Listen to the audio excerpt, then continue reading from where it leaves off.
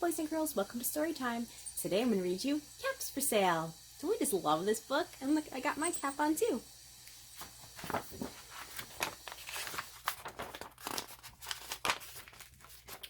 Once there was a peddler who sold caps, but he was not like any ordinary peddler, carrying his wares on his back. He carried them on top of his head. First he had his own checked cap, then a bunch of gray caps, then a bunch of brown caps, then a bunch of blue caps, and on the very top, a bunch of red caps. He walked up and down the streets, holding himself very straight so as not to upset his caps. As he walked along, he called, "Caps, caps for sale, 50 cents a cap." There he is. One morning, he couldn't sell any caps. He walked up and down the street, and he walked down the street calling, "Caps, caps for sale, 50 cents a cap." But nobody wanted any caps that morning, not even a red cap. He began to feel very hungry, but he had no money for lunch. "I think I'll go for a walk in the country," he said, and he walked out of town slowly, so as not to upset his caps. He walked for a long time until he came to a great big tree. "That's a nice place for a rest," he thought, and he sat down very slowly under the tree and leaned back little by little against the tree trunk so as not to disturb the caps on his head. Then he put his hand to feel if they were straight. First his own checked cap, then his gray caps, then his brown caps, then the blue caps, and then the red caps on the very top. It's a lot of caps. They were all there, so he went to sleep, and he slept for a long time. When he woke up, he was refreshed and rested. Big stretch. But before standing up, he felt with his hand to make sure his caps were in the right place. All he felt was his own checked cap. Where did all the caps go? He looked to the right of him, no caps. He looked to the left of him, no caps. He looked to the back of him, no caps. He looked behind the tree, no caps. Where did they go, boys and girls? Then he looked up into the tree, and what do you think he saw? I know you know.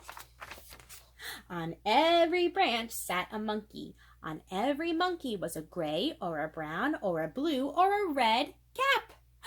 There's all the caps. They were up in the tree. Those monkeys.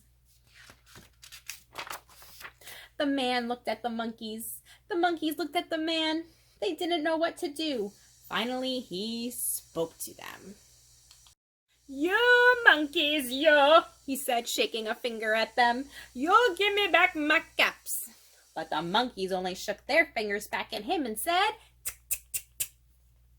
Uh-oh, that's silly.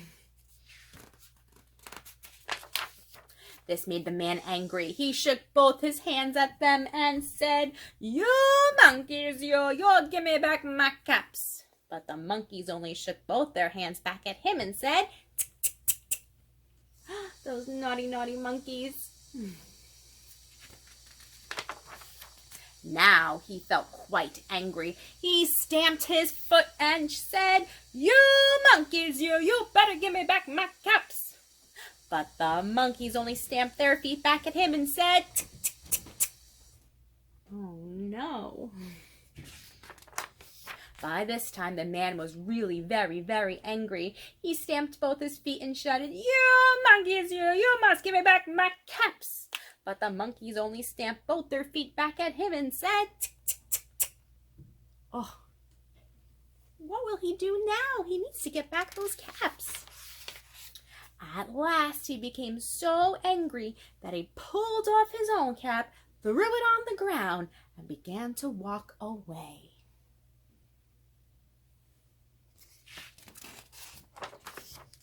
By then, each monkey pulled off his cap. What do you think's gonna happen? And all the gray caps, and all the brown caps, and all the blue caps, and all the red caps came flying down out of the tree.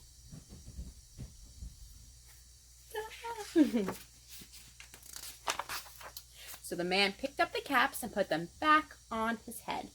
First, his own checked cap, then the gray caps, then the brown caps, then the blue caps, then the red caps on the very, very top. He stacked them all up by color. Some good sorting. And slowly, slowly, he walked back to town calling, "Caps, caps for sale, 50 cents a cap." The end. What a silly story. Thanks for listening to my book, and I'll see you guys later.